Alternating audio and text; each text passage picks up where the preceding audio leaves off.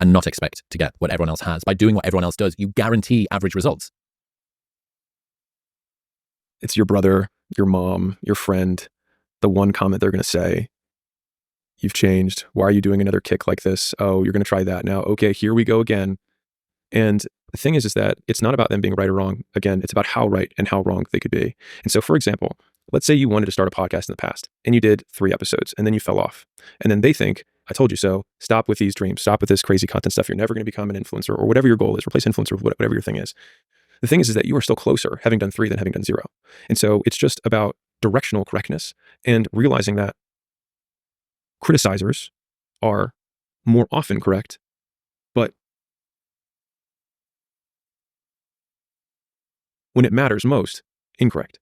And so this is where frequency and intensity become flipped. So somebody, from the investment world, it's like, okay, if I take 10 bets and I lose 9, some people might say he must be a bad investor. But the question is, how much did I lose on the 9 and how much did I make on the 1? And the best investors in the world understand the benefits of outsized returns, both on the upside and the downside. And so, meaning the perfect way of betting is having no downside and having a limited upside. You want to make as many of those bets as you can. And in the beginning, that is literally what you have. And so the problem is you have a bet that you take, you make 3 podcasts and you didn't stick with it. And so then criticizer gets 1 point, but you lost nothing. You maybe even gained a little bit of skill and you gained some experience, which means you're actually still better off than you were when you started. So it is a 0-loss game by choosing to begin. That's the thing about cynics.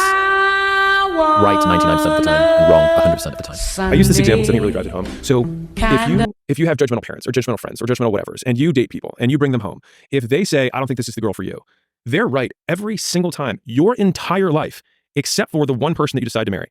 And then they are absolutely wrong at the time that it mattered most. And the thing is they get to say on your 6th girlfriend and 7th girlfriend and 8th girlfriend, because let's face it, you've been alive for a while.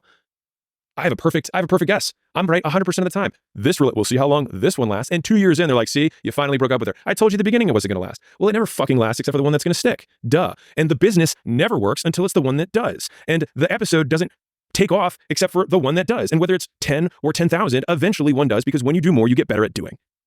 Which is why not quitting is the best skill. And the only thing that matters. Because by default, with an infinite game perspective, which I encourage everyone to have, the point of the game is to keep the game going.